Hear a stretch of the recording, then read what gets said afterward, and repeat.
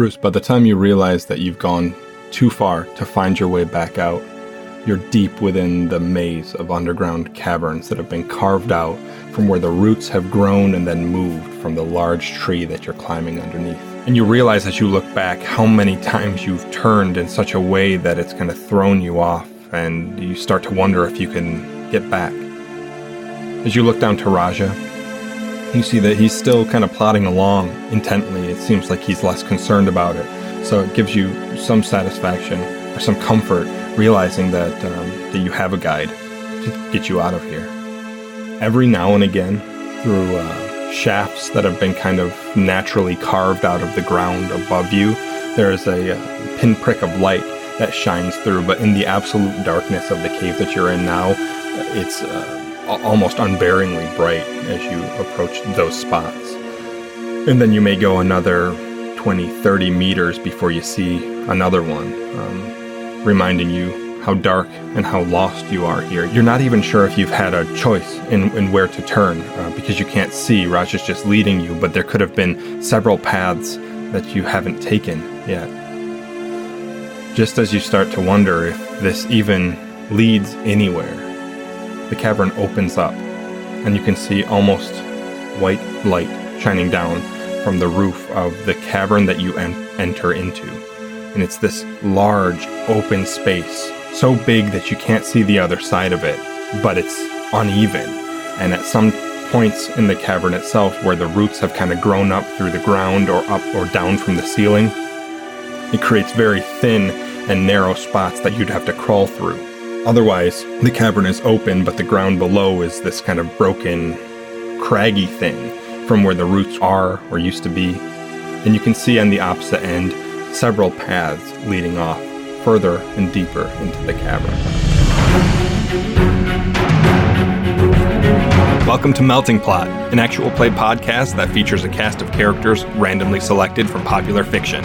Each season, our heroes attempt to survive an apocalyptic scenario to find out how their characters might handle themselves at the end of the world. If you're new to Melting Plot, I recommend that you start at the beginning of the season so you can experience the story the way the players do. This is Season 2, and Middle-earth is in peril. Frodo was unable to destroy the One Ring, and Sauron's army covered the world in hatred and darkness. What little hope remains is tied to the fate of a few heroes willing to resist. But will it be enough?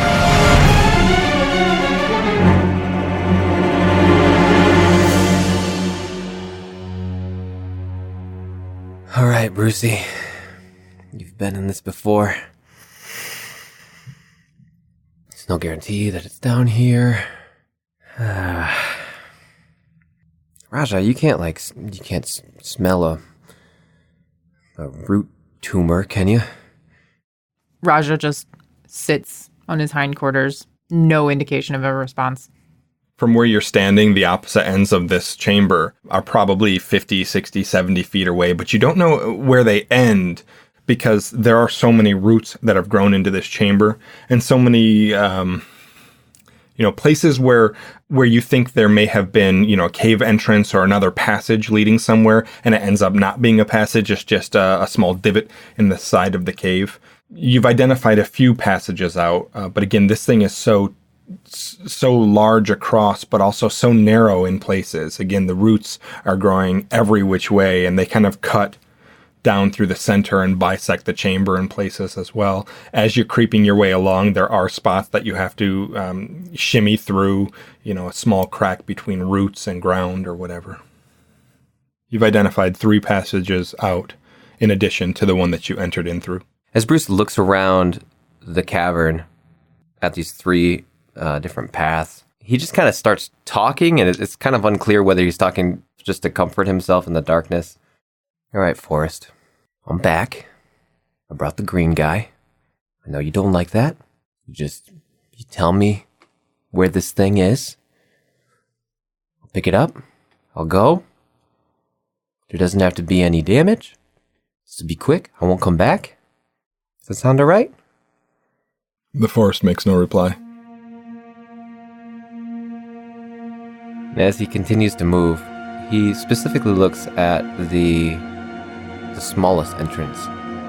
He's just kind of thinking to himself, if something bad happens, that would at least be a barrier to hold him in. The smallest entrance to the passage that leads out of this cavern is covered in roots and brambles, these like large, strong-looking vines that just kind of overshadow the passage itself, enough that you can see through it, but would be very difficult for you to climb through without kind of cutting some away. But because it's just you, Bruce, and because it's just you and Rajah, you figure you could make it through. Someone like Bones is probably too big. Someone like Archer certainly would be too big to get through, but you could sneak through this passage fairly easily. So Bruce pushes his way through these roots, trying to make the path a little bit bigger and friendlier for Rajah as he makes his way to the other side. The path is another winding, twisting thing. And every once in a while there's a branch in the path and you take one section of it that leads you to a dead end where it just kind of closes off, or may have been a path earlier, but now the roots have grown in such a way that it covers it. The ceiling of this cavern starts to kind of collapse on you as well, so it gets tighter and tighter as you crawl further. At some points you're on all fours, crawling hands and knees through a passage. It opens up again near the end, but some distance down. I've been traveling now for several minutes through this tight cavern, and you look back every now and again wondering if you should turn around. But there are enough juts of light that shine through from these cracks in the ceiling that lead you to believe there is further recess here. So you keep going, and when you emerge on the other side, you're in another large cavern. This chamber is bigger than the one before, but it's stretched out. It's got less depth but more width from where you're standing, and it's very high, the ceiling here. There are roots, just as before, that obscure the floor, cover it, or make it difficult terrain. And there are roots that grow out of the ceiling and out of the walls as well, but they're not as tight as the last passage and the last corridor you were in. So this area is a big chamber, and where you're standing is on a raised platform. Looks like there are stones here, giant rocks that weren't able to erode away like the dirt has. And you're standing on one of those. It's huge, it's massive. So, width-wise, it's about medium distance. Deep, it's about short distance, so a ton of room for you to stand up here. And even that you're standing on this giant, almost like subterranean boulder, you can see where it's cracked apart and there's dirt and little plants growing up between it. And they grow in clusters where the sunlight shines down in these like shafts. So they, some of the bigger shafts of sunlight hit the ground in a wide spectrum, and there are a bunch of plants that grow up in that spot. Other than that, it's barren here. You can feel that it's also getting wetter. There's a moisture on the ground and on the dirt walls as you climb through this passage. It's kind of stuck to you now and making this sort of mud. Bruce will bend down and pat Rajah on his haunches. He's just kind of muttering to himself, like, right, increased moisture, that's what we're looking for. We're at least getting into the sort of conditions that we could see, the sort of thing that we're looking for. And he'll kind of catch eye contact with Rajah down there. There's a chance we're getting closer. There's a chance it's not down here at all. And we're here to find out which it is. Can I have a resilience roll? Difficulty is average. You can take a setback die too, because this is going to catch you off guard. I'll need one from Rajah too. Rajah has 2 success. Bruce has 3 failures. This doesn't affect Rajah, but it does affect Bruce. Bruce, you hear the release almost like pressure from a mechanical valve. Very faint, but by the time you realize what you're hearing, it's too late. And you can feel this light, this very subtle dew, drift down from the ceiling. And as it kind of covers your skin, you breathe some of it in, and you suffer 5 strain. You look around briefly, now realizing that there's some kind of floral predator somewhere within this cavern itself. and the spores that it's releasing have started to like clog up your throat. Makes breathing difficult. You struggle to draw each breath until you're able to calm yourself and it kind of clears again. But you even feel like this almost abrasion on your skin as it settles in there. You kind of wipe it off with whatever rags you have remaining on you, but you realize that there is something trying to harm you down here. Maybe not intentionally. Maybe a plant doesn't do that. Maybe it's just trying to consume. I'd like to roll an alchemy check to figure out if I know anything more. Okay, so 2 things. 1, I'll give you an alchemy check if you want to just take it blind to figure out based on the symptoms of what you're smelling and feeling. But if you'd like to first look around and try to identify the plant, the subsequent alchemy check would be easier. I feel like if I look around, you're going to be a dick and damage me. That's what I feel I'm like. going to damage you anyway, man.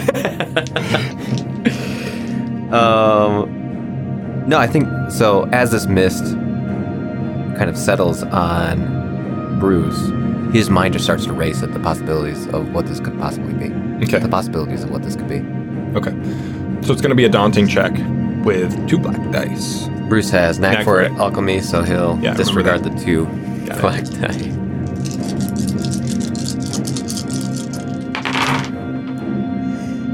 Bruce has 2 successes, 2 advantage. So you can do what you'd like with those advantage. The success is that you identify the plant. So there is a specific root, probably unrelated entirely to the tree that you're in, but living maybe symbiotically off of the roots of the tree. And on that root, there are these tiny flowers. You've seen them before, and they exude this this spore that is meant to almost like a arachnid venom to paralyze its victims, and then the spore itself is a digestant that slowly starts to break down the body of whatever passes out here due to the effects of breathing in the spore. So it's a fairly common growth in the scenario that you're in now in this underground cavern. You don't know how far they spread, but that's the nature of what they do. How many are there?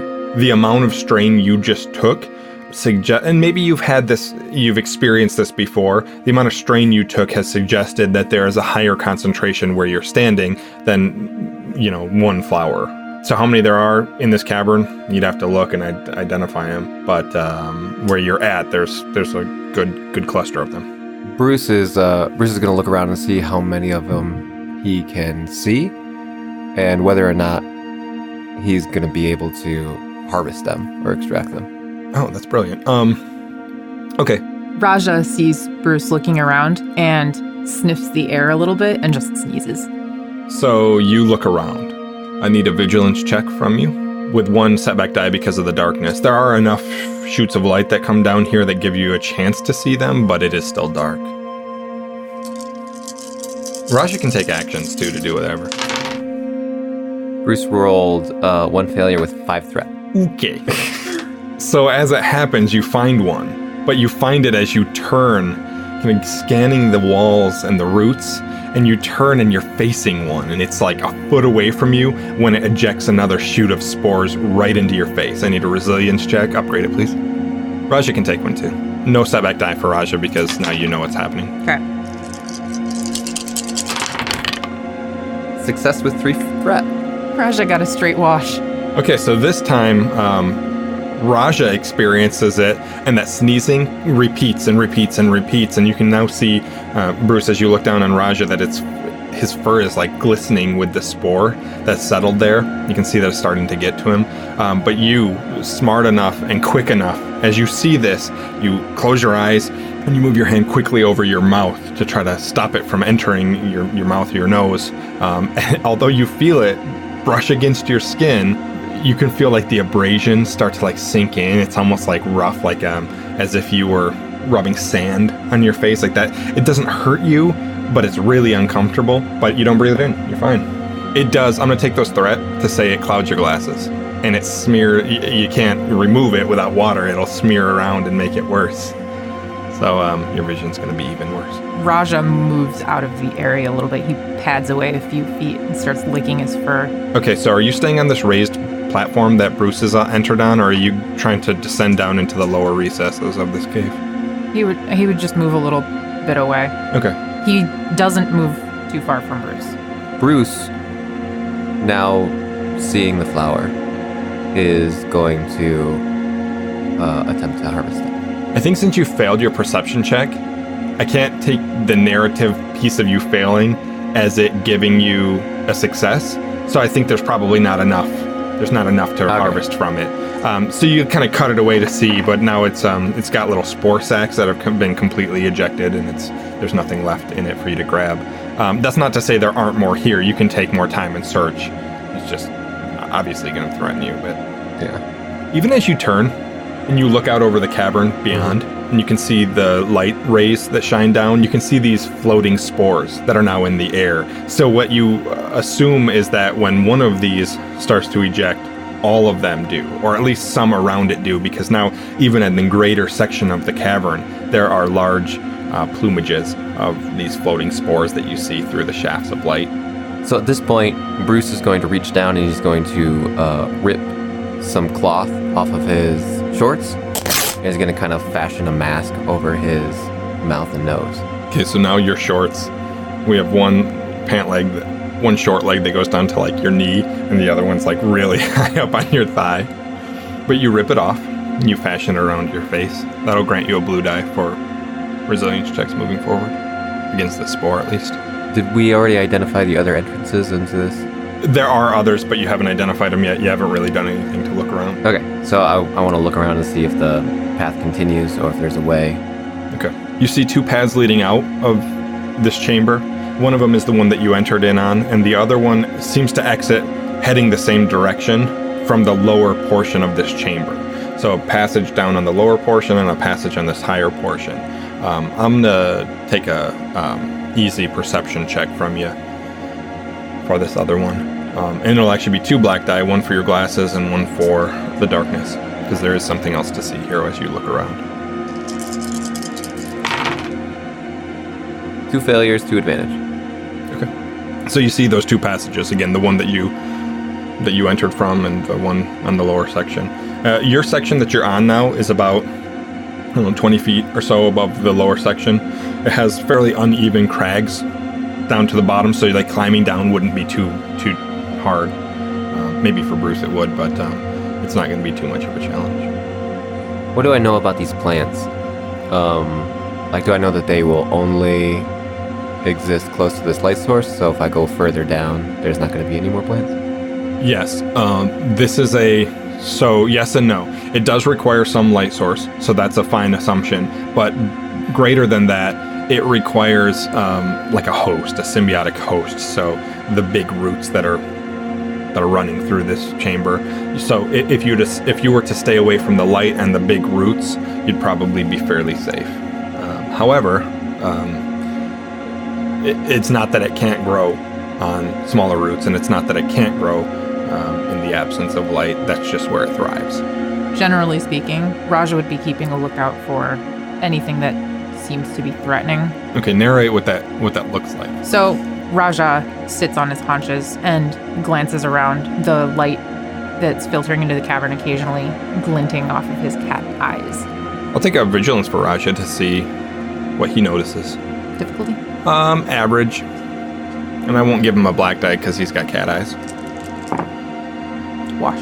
All right. Bruce is going to poke his head out for the entrance to this room that he came in. And he's going to take a moment and just start breathing really heavily. And he's just going to hyperventilate and then hold his breath as he goes through the rest of the space. Okay. Do you sense that Bruce is pretty stressed right now? I mean, I think he's always a little stressed. Is it heightened? If it was a scale of 1 to 10, and 4 is his normal, I would put him at 6. Okay. I'll take an easy discipline check, please. Sure. But here's what I think we're going to do for the Hulk this time. I'm just going to track the failures for Hulk. Yeah. And once he hits like 3, that's a Hulk out. Because I don't think, because this is a story important piece, if he hulks out just by 1 failed roll, that's going to be bad. So I'm just going to track failures for him. So we'll have him get inch closer and closer. That might make the check harder too. So he'll begin with an easy discipline check. Okay. 2 successes, 1 advantage. You feel fine.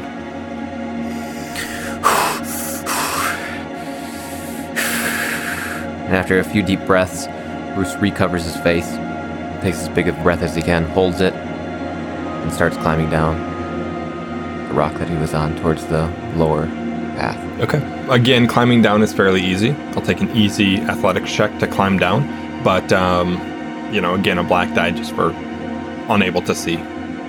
Just one this time because you do have the tactile sensation of touch as you're climbing down. But I think not being able to see your handholds is going to provide a setback die.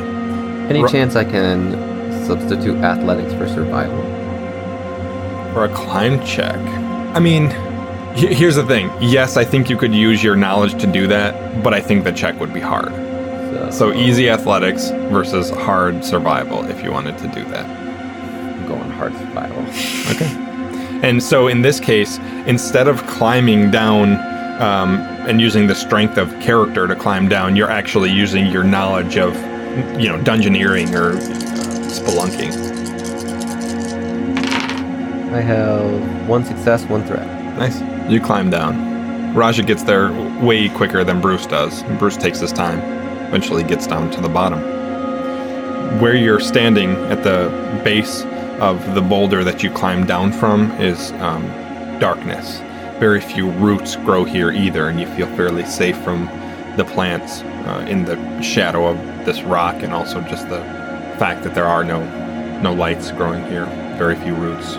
But you can feel them underfoot, though. I mean, like, the amount of roots here is telling to how big this tree is, because what you're standing on is some dirt, but a lot of roots as well, which makes the ground uneven. If you were to run through here, for example, it would be a very difficult thing to keep your footing.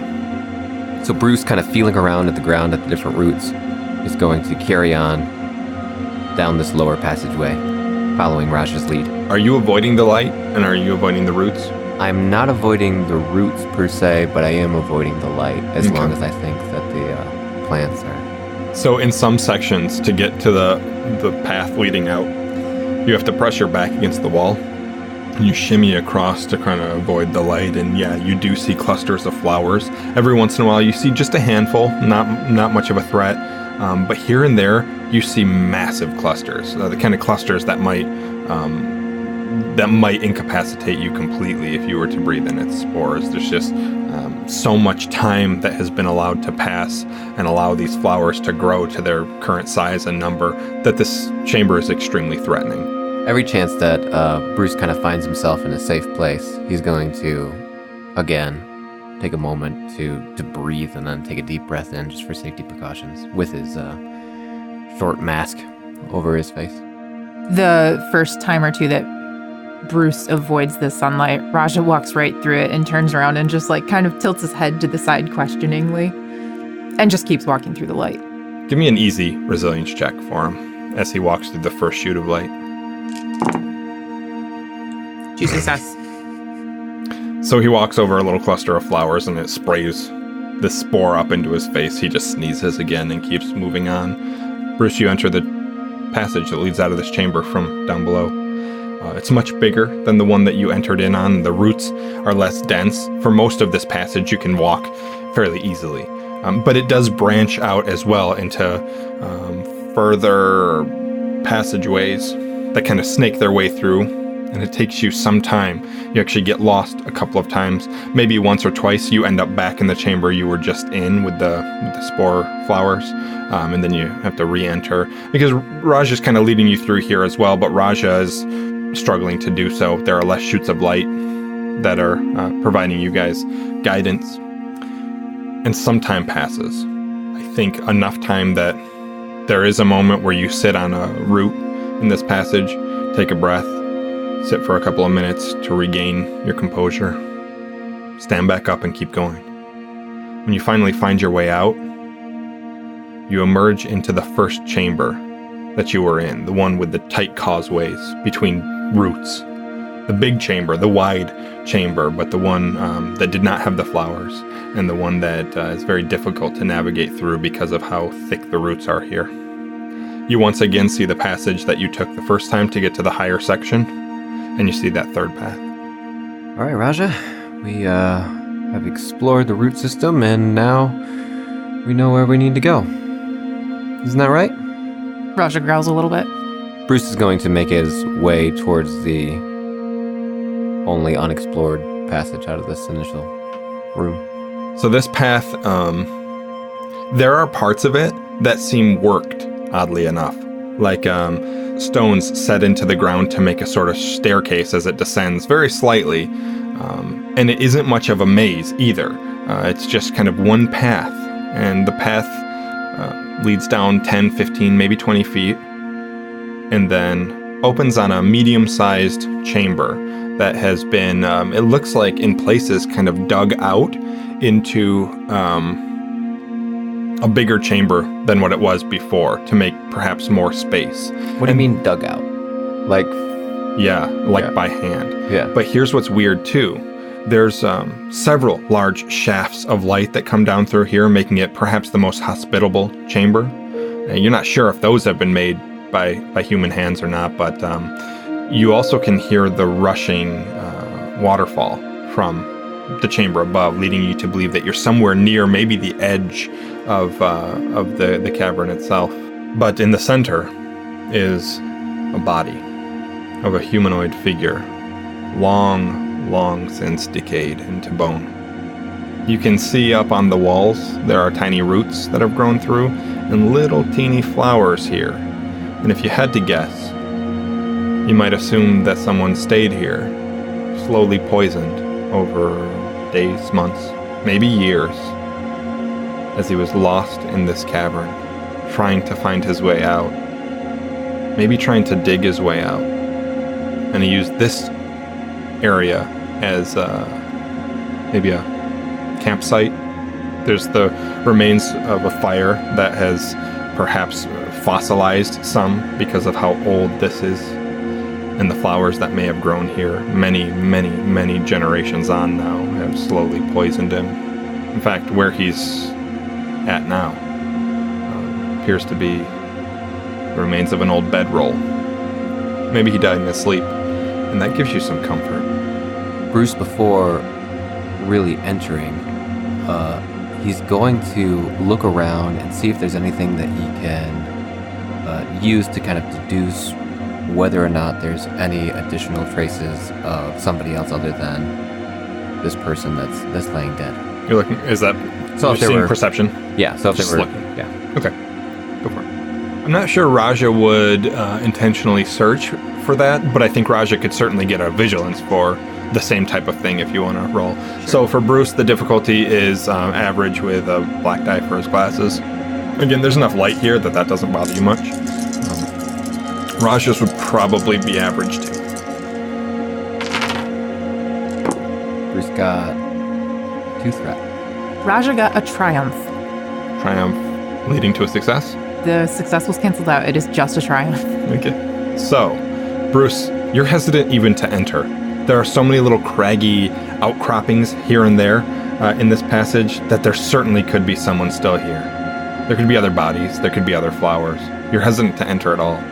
Rajah paces right in and sniffs at the body laying now in this tattered bedroll. And as he does, he lifts a corner of the bedroll, and you see the hilt of a sword. And Rajah doesn't understand the significance as he keeps kind of nuzzling his way in to see, just to generally investigate the body here. But you see, even from this distance, a finely crafted blade. It could be elven. And it's just in storage, it's not... It seems he was sleeping with it. It was okay. in his bedroll itself, leading you to believe there may be other dangers here. Bruce, just by manner of looking through the room as well, you also see there are a couple of bundles of his belongings. Maybe, a knapsack with some items, pots and pans or whatever within it. Over on the other side of the chamber, some other things, maybe a small chest, something he could travel with. So it's not a huge thing. Bottles of spices, whatever he might have traveled in here with. Again, it's hard to say what his motivation would be to be in this chamber, but clearly he could never tell you. I think Rajah would, once he gets a good sniff around this body, would just pad around the rest of the room, just kind of sniffing around. Bruce very quietly will approach the body, and he's going to, almost in MacGyver fashion, look around at the different belongings and around at the different flowers in this well-lit area. And one by one, he's going to take things like the pot and try to cover over a plant as he tries to take it off. He's going to try to use the sword to get some distance to be able to separate another one and collect as many of these plants as he can. What do we think? Survival? Survival. It's got to be survival. Is it alchemy? No. Alchemy doesn't include gathering plants, you don't think? It does. What you're trying to do instead, though, is not trigger them. You're trying to cover things, you're sneaking, you're trying to cut things, you're doing more. But I would think like the alchemical use of this plant and any other plant would be in order to actually use the spores. Okay, well, so here's what I think. I think if you're using alchemy, again, it's going to be very, very difficult. If you're going to use survival, it's going to be average, probably. Probably hard. So here's the thing. If you want to do survival, it'll be hard. If you want to use alchemy, it'll be daunting, but I'm going to upgrade it once. Either way, you're adding a black die. I'm going to use alchemy. Big money. All right, big money. Bruce has 5 successes, a triumph, and 5 threat. Okay, so I would like you to give me the successes and the triumph, and then I'm going to fit in a threat. So the successes and triumph will be him slowly gathering not only these flowers, but able to actually separate these little spore pods. And he's going to use little stems and leaves and things to kind of bundle them together. And he's able to fashion, I guess, 5 of them? Five little... 1 for each success? Yeah. Yeah, so you've gathered them. Your triumph is that you've preserved them in a safe way, is what I'm hearing you say. Yeah. And you're gathering 5, 1 for each success. Okay. Here's the threat, and you have 5 of them, so it's big. As you're doing this, you see this, like, kind of bluish, pale bluish vein that runs through them, and it's a much bigger vein than what you would have assumed. So what happens is these things kind of grow through this vein and then pop out of roots as flowers, so they're kind of growing within the vein itself. But the size of the vein that supplies them is so large that it leads you to believe there is a massive growth of these somewhere. Somewhere within this cavern, there is a huge kind of like perhaps the source flower. Probably has amazing chemical properties. You know what? You had a triumph there. I'm going to give you some other things as well.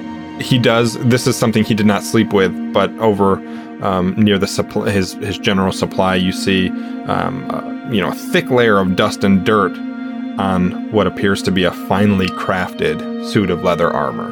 Maybe elven, maybe not. Hard for you to determine that. Although now at this point, you holding the sword, it's certainly of elven make, and the armor itself is a fine quality. You also see a bag of coin. It's a heavy bag, not a belt pouch, but an actual sack itself. It's got somewhere in the range of 200 coins in it. As you pick up the bag to inspect its contents, the coins have the Kings of Gondor on them. So these are old. These might be mid to late 3rd age. Can I do a survival check to determine how long he's been here based off of the dust and dirt? It's either, I would guess it's more medicine to determine his state of decay, but because it's so old, I would take sciences as well. It's a hard check if you're using science. It's easy if you're using medicine. We will do a science check. I get to negate a black die. Okay, so just for the listeners, you have knack for it. You have 2 ranks, which gives you 3 skills you can remove black dice from. You have them in alchemy, discipline, and sciences. Yes. Okay, and sciences is one of the knowledges that we've identified for this season.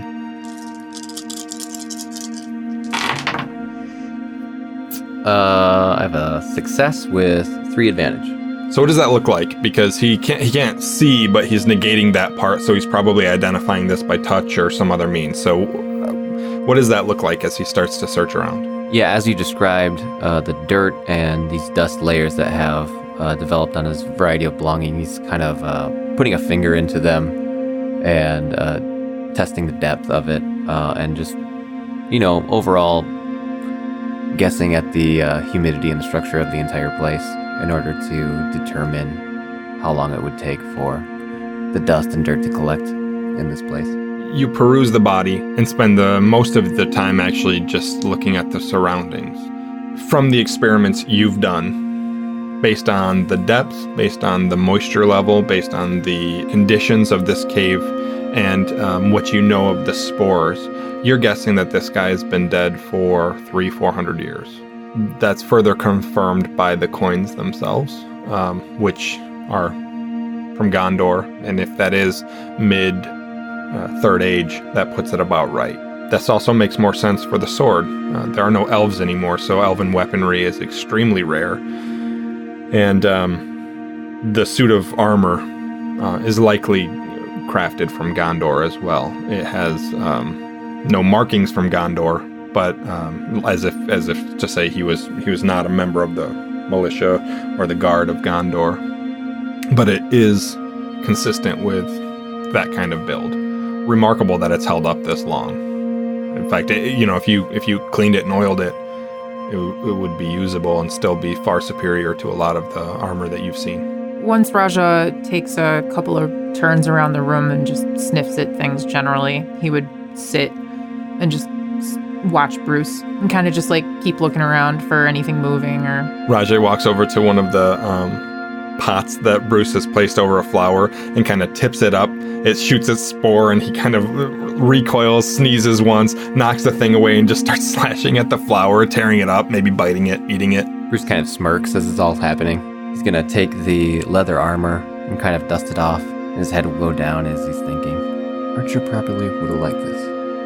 And Bruce is going to set it next to the entrance to this room that he came from, just as a kind of a reminder to take it with him as he goes to see if maybe Bones or Jasmine even would like to wear it.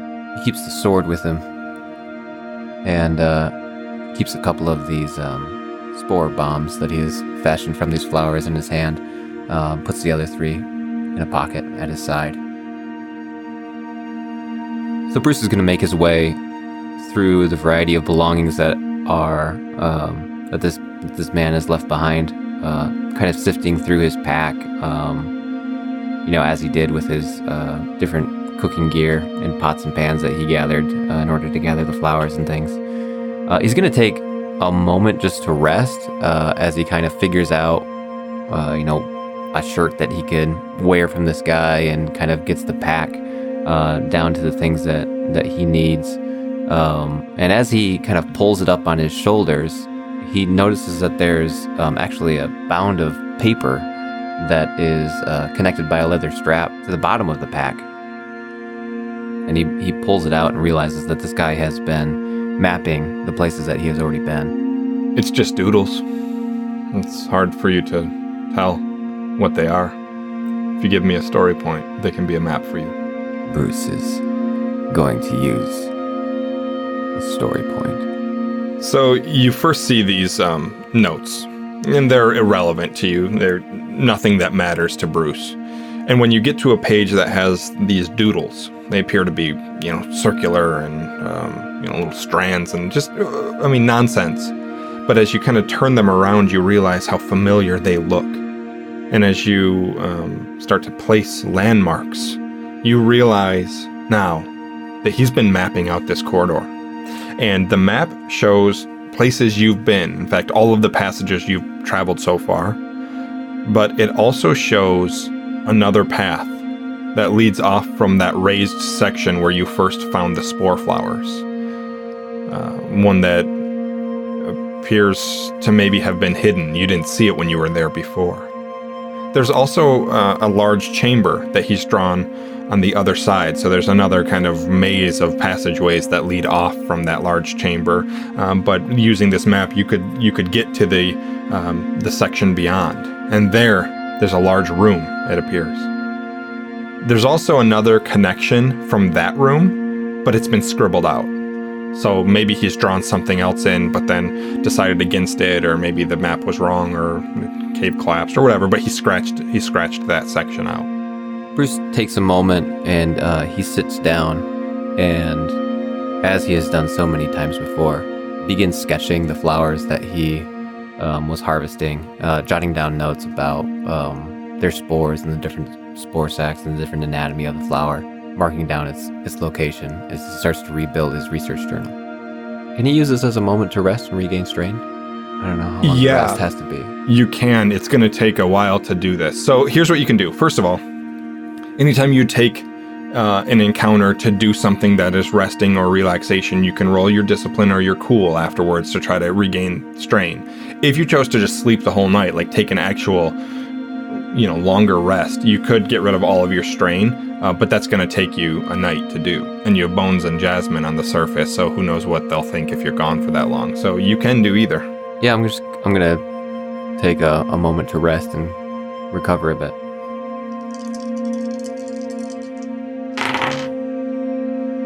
I rolled a double triumph with 2 threat. Okay, they can all be gone. Okay, the threat. You notice something as you're perusing through the map. In that other chamber, the one connected to the higher portion of the room with the flowers, you can see written in and kind of faded because it's written in charcoal, the word root spine. You don't know what that means. That's not an alchemical property of anything that you're aware of, but something threatening about that word. Root spine. Huh. Bruce will just look down and take a moment to think and ponder what that could mean or not mean. He searches through the rest of the items in this pack. Can he find a canteen of water to clean his glasses? Yeah, sure. So you're only sitting there for a little bit, not taking you're not sleeping, you're not napping, you're just kind of catching your breath in a fairly safe area. Does Rajah do anything? Rajah walks up to Bruce as he sits down and starts resting and just kind of like lays there and splays out and just chilling.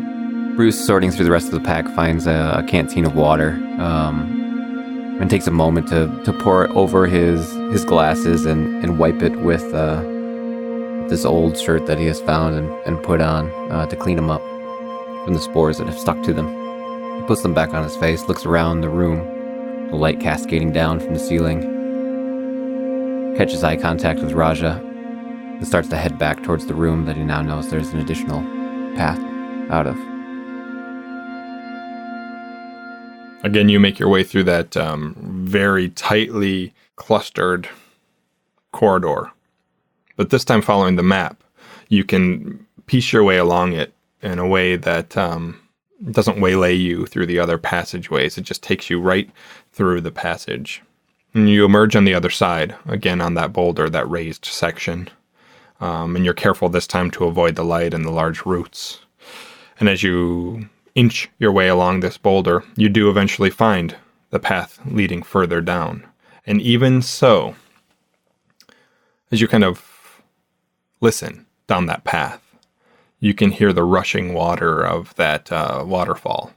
And it's so distant now. Like, you don't hear it through, a crack. You hear it more from the pounding of water above you. You are now almost underneath the river that runs from the bottom of that waterfall. At least you will be when you head down this path. Also, the chamber, as you kind of creep your way down this passageway, gets wetter and wetter as you go. Another sprawling maze of passage work, but with this note, you're able to get there. So it's dark and you're unable to follow the map, except for in between the rays of light that have shone down. So you kind of, like, some of them so narrow that you have to kind of move the map underneath it just to be able to see the full passage. But you do make it through this passage and emerge on the other side.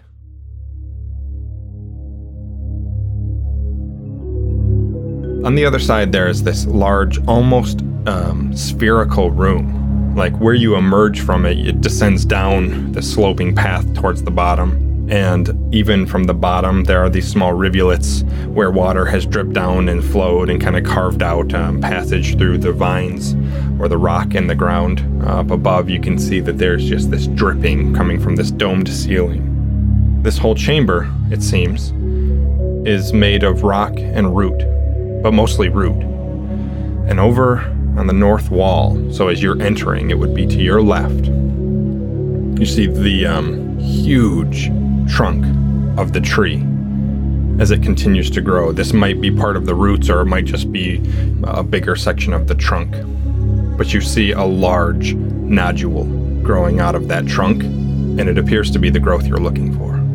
There's light now shining from a lot of different areas out of this corridor into this chamber, and they shine light in these kind of halos. And what they shine to are these large patches of flowers. They seem to be everywhere in this chamber. And one of them actually shines right on that growth as well. There's no flowers that are growing there. What you can see is that the roots that have kind of grown off from this growth have started to shrivel up, or they're smaller than what you would have expected.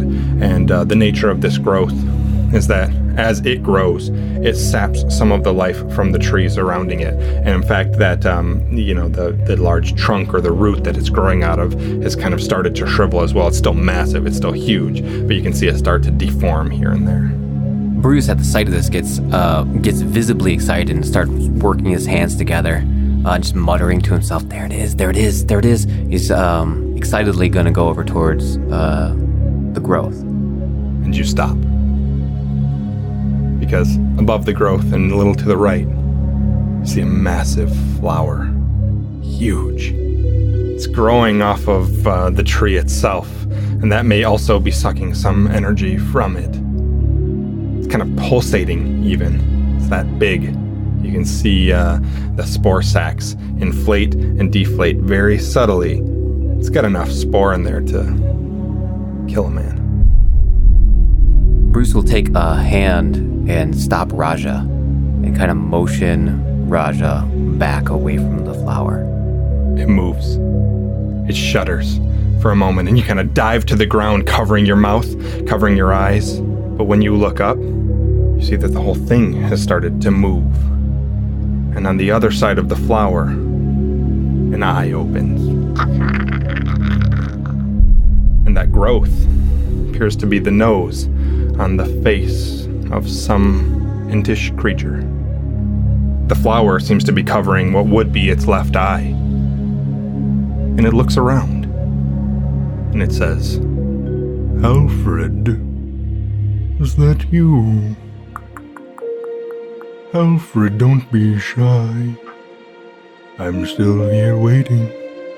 It's been so long. Alfred?" Bruce, kind of taken aback, with shock on his face. His jaw hangs open. His eyes are darting back and forth as he's trying to think of what to do in this scenario. And then he offers, "How long has it been?" "Alfred, you look well." It turns, kind of shifts a little bit. It doesn't have feet. You've heard of this. Not quite an ent, but a tree, alive nonetheless. "It's been many rings. I was much smaller back then. And you were much bigger, as I recall. Alfred. Come, Alfred, tell me a story of the world above." All of a sudden, Bruce, standing there before this creature, says, Oh my, you're sick. "I feel fine, Alfred. You have a growth growing on you." Has my chamber gotten smaller?" he says. And you can see the flower starts to shake, like he's trying to open his left eye but can't. "Alfred." We're gonna have to get that growth off of you. He looks around, looks down at you. "I don't understand, but Alfred knows best." If you were to remove this growth, it would kill this tree. Because the tree is... He's now one with this growth. It's sapping so much of his energy. If you were to remove the growth, Okay. the tree would die. "Is there still sun above, Alfred? Or have the clouds overtaken it? You were once telling me about a very dark night." Okay, let's think for a second. "Alfred, why are you so quiet? Please speak to me." Oh, I'm just so concerned because you are so sick. "I feel fine, Alfred." Oh, but I'm gonna need to try to get this growth off of you. "Are you speaking another of your riddles? I do so much enjoy them, Alfred." Bruce will adjust his glasses for a moment. "Is the answer squirrels?" The answer is not squirrels, but that's a good yes. Why don't you keep on guessing? Magpie. Bruce Potato. Bruce is going to make his way over slowly towards the growth. Nests. Starlings.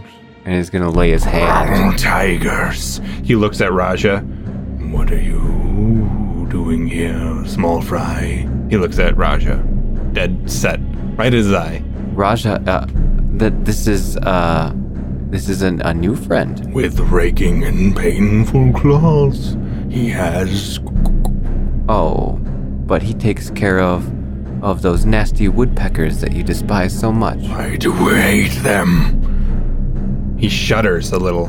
Maybe on the surface, Bones and Jasmine feel it too, and you can certainly feel as this chamber starts to shake and there's a small dust that floats from the ceiling above. You realize that he could collapse this whole tunnel if he chose to. The threat of his anger and the booming kind of sensation drives your heartbeat up. I need a resilience check, please. It's still easy. You haven't failed one yet, so... You mean discipline check? I'm sorry, discipline, yeah. Bruce gets a wash on his discipline check. So you start to feel the excitement build, and like your fists are clenched. You don't realize it. It takes some energy just to pull them back. Your breathing is now increased as well. You're feeling very on edge. You think if you were to fail a few more of these checks, a couple more, you would have no choice. You would lose control. So it's all you can do to kind of keep control of your situation.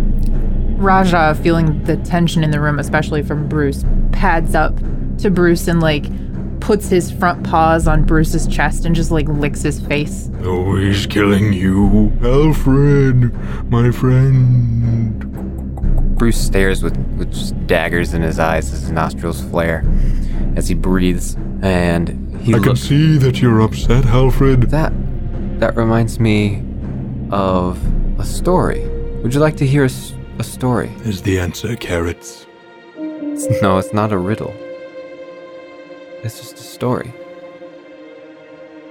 I once heard of this man that would become so upset over the littlest things that this sort of anger would well up inside of him. And all of a sudden, in a rush of emotion, he would transform into this monster, into this green, hulking giant. What is green?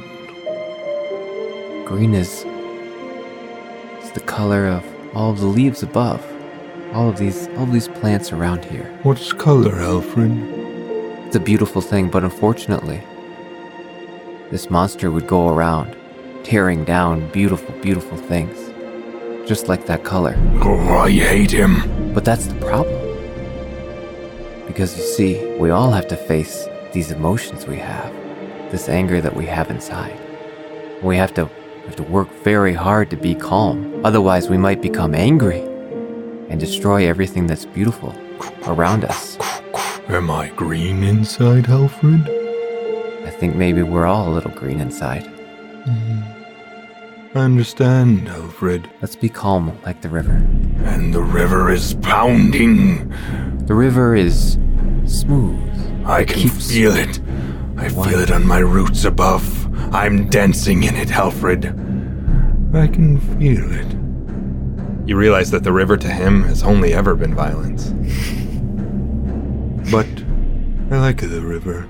Let's be calm, shall we? And I'm going to help you with this growth. I do enjoy growth. Bruce is going to make his way over towards this sort of root tumor. His eyes kind of come inward, cross-eyed, and give you this really kind of weird look, like very comical almost, as he looks down his own nose at you. Maybe his nose was at one point much smaller. Now it's this huge, round thing. And Bruce is going to feel around. We're just going to be calm. It's okay. Even when we get angry, it's important that we take a deep breath and be calm. Even if we feel any pounding from the rivers around us, it's important that we take a deep breath and be calm. So this growth, now as you've approached it, is like the size of your torso. So if you were to cut it off from the base, you would have to carry the whole thing back. But as you approach it, You see the eye start to flutter. He's still trying to open his left eye to see you more fully, and the flower itself is pulsating too. Not only would it kill him if you were to cut this off, it's very likely to also eject this spore. Did you come to leave me another thing? So is there any reason that Bruce can't just hold his breath, though, for the spores? Yes, you could, because if you were to, if it were to shoot right now, it would cover this whole room. You'd have to hold your breath as you leave. Right. But the problem is you have to cut this entire growth, right? So, like, how do you remove that? In fact, like, think of it as, like, how do you cut into a tree at all, right? Right. So it's going to be a challenge. Yes, you can hold your breath, and that will certainly help. But, yeah, it's still going to be abrasive. If you can hold your breath, which will probably be discipline, through cutting it off, you're fine. But if you fail it, you'd have to roll the resilience. All right. I do love it when you leave things here, Helfred. What things do you love? Is the answer maggots? Bruce kind of I think it is. looks down, confounded. He's going to roll now to see if he recognizes that you're not Halfred. All right. Okay, carry on. It looks like you have a flower in your eye, too. That can't be good. I love flowers, but I can't see it. That's 'cause- Halfred, speak to me. That song you used to speak. The one we always sang together. You called it the summertime story. But it's not summertime. Alfred, So I can't sing that right you now. forget that I can feel above. But I'm just so Why concerned. would you lie to me, Alfred? I'm so concerned about the flower in your eye. You can't see. Why would you lie to me, Now Alfred? remember, we want to be calm. I Deep breaths. don't recognize you. You've changed so much, Alfred. You've changed too much, Alfred. You would never have brought that here before, with its clawing and biting. He looks again to Rajah. Who are you? Who are you? And as he speaks, again the chamber rattles, it shakes. I am Dr. Bruce Banner. I am an expert on plant life, and I would like to help you with these different issues that you are facing, both with your eye and this growth. Take a deception check. Don't say it's not, because you know it's going to kill him. Oh, so your deception is You're saying I'm help. going to help you. Okay. You can have a blue die because a lot of what you're saying is true. But, yeah, it's going to be 2 greens and a red. That is rough. That is rough. I'm going to give you a story point to upgrade.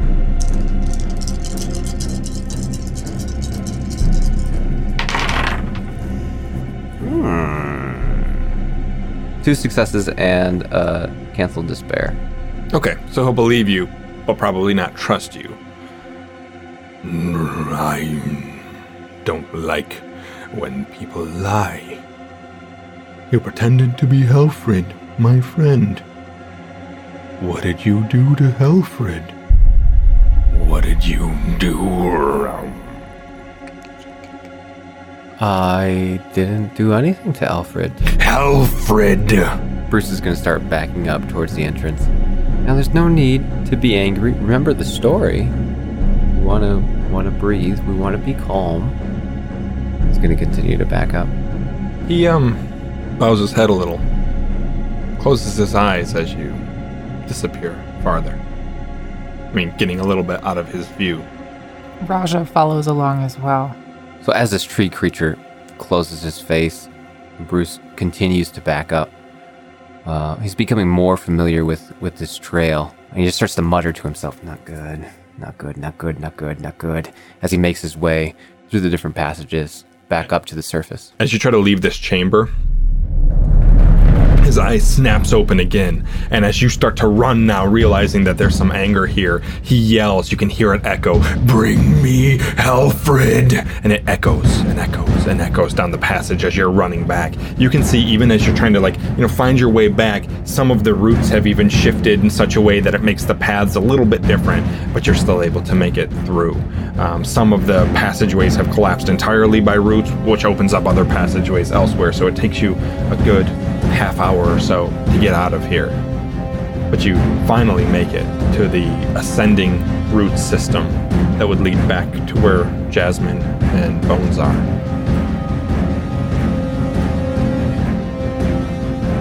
Bruce, fairly out of breath, emerges back into the daylight and looks both Bones and Jasmine in the eye and says, "We've got a problem." Thank you for listening. If you'd like to connect with us, you can shoot us an email at meltingplotpodcast@gmail.com. All music was written and produced by Zachary James Kolkman. Sound designed by Jeff Henders and Zachary James Kolkman. Bruce Banner was played by Zachary James Kolkman, and I'm your host, Jeff Henders. Thanks for listening, and see you next time.